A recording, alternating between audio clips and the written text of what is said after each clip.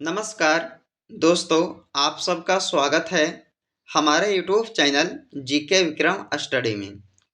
दोस्तों, आज के इस वीडियो में हम आपके लिए जीके जीएस का टॉप 30 ऐसे क्वेश्चन को लेके आए हैं दोस्तों, जो आपके सभी एग्जाम में पूछे जाएंगे। तो आप लोग इस वीडियो को पूरा कंप्लीट देखिएगा। चलिए दोस्तों, बिना विलंब किए हुए इस वीडियो को शुरू करते हैं। पहला क्वेश्चन है, भारत का प्रथम नागरिक कौन होता है? बताइएगा दोस्तों, भारत का प्रथम नागरिक कौन होता है? तो इस क्वेश्चन का राइट आंसर होगा डी, राष्ट्रपति। राष्ट्रपति जो है ये भारत का प्रथम नागरिक होते हैं। चलिए अगला क्वेश्चन देखिएगा, किस फल को खाने से आंखों की रोशनी तेज हो जाती है? दोस्तों, किस फल को खाने से आंखों की रोशनी तेज होती है?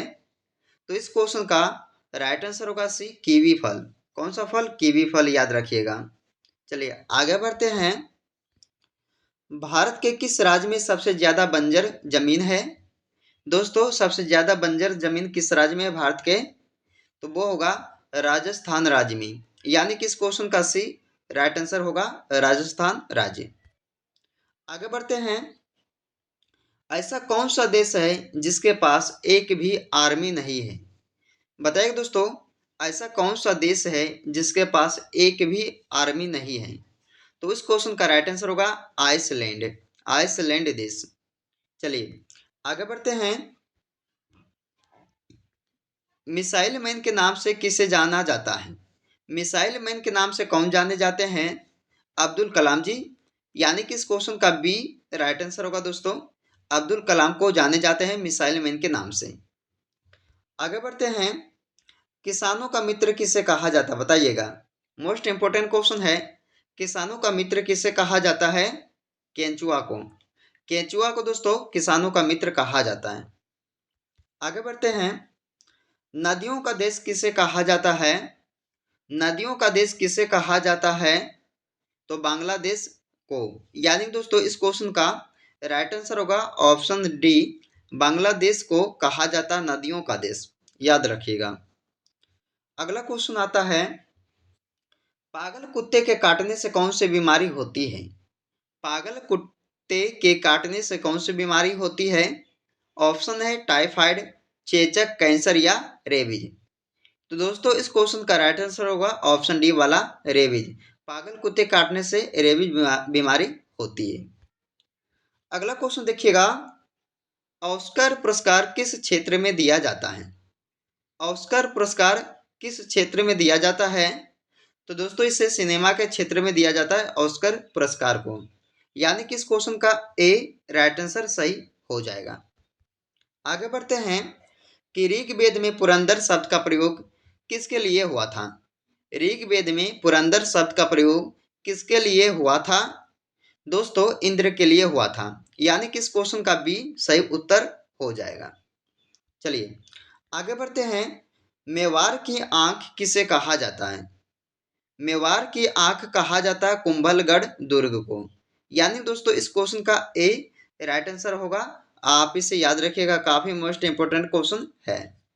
अगला क्वेश्चन है, बसंती नामक किले का निर्माण किसने करवाया था? बसंती नामक किले का निर्माण किसने करवाया था? राणा कुंभा ने। यानी कि इस क्वेश्चन का ए सही उत्तर होगा।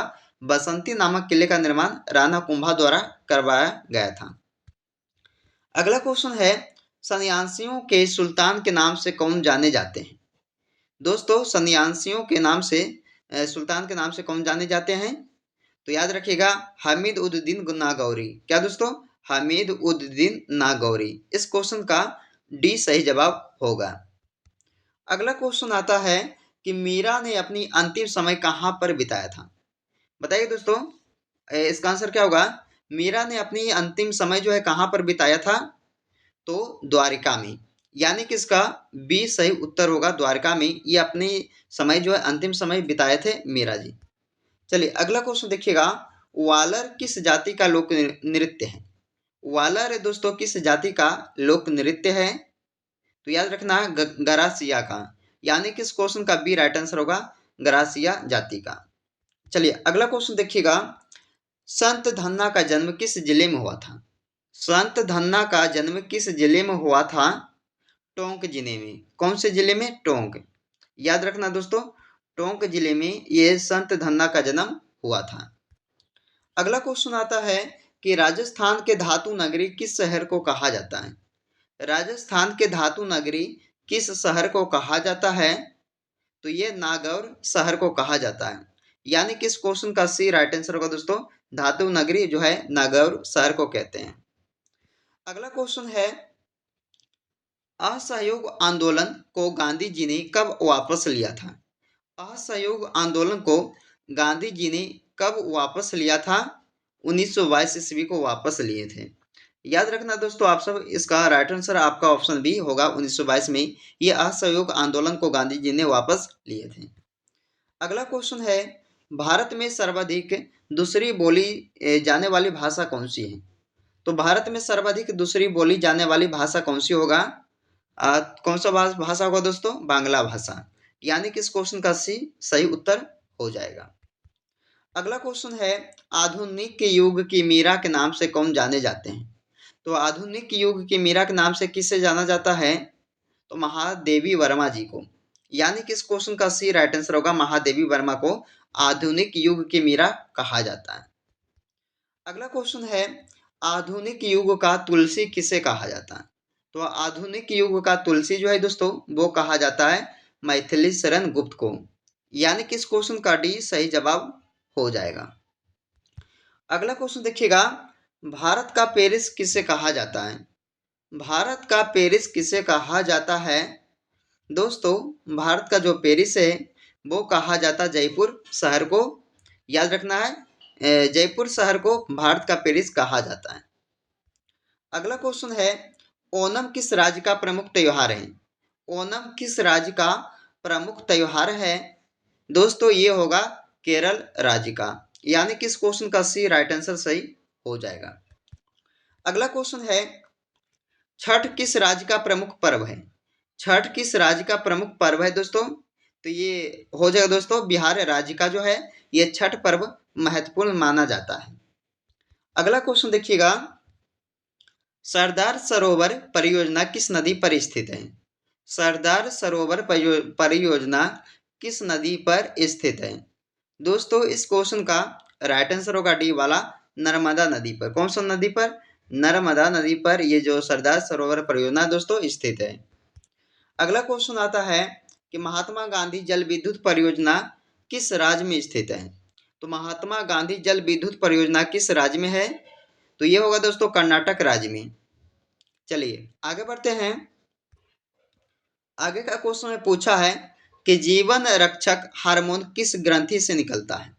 तो जीवन रक्षक हार्मोन जो है ये दोस्तों एड्रिनल ग्रंथि से निकलता है। याद रखना इस क्वेश्चन का बी सही उत्तर हो जाएगा। आगे बढ़ते हैं कि पूर्ण स्वराज का नारा किसने दिया था? मोस्ट इंपोर्टेंट क्वेश्चन है, याद रखिएगा।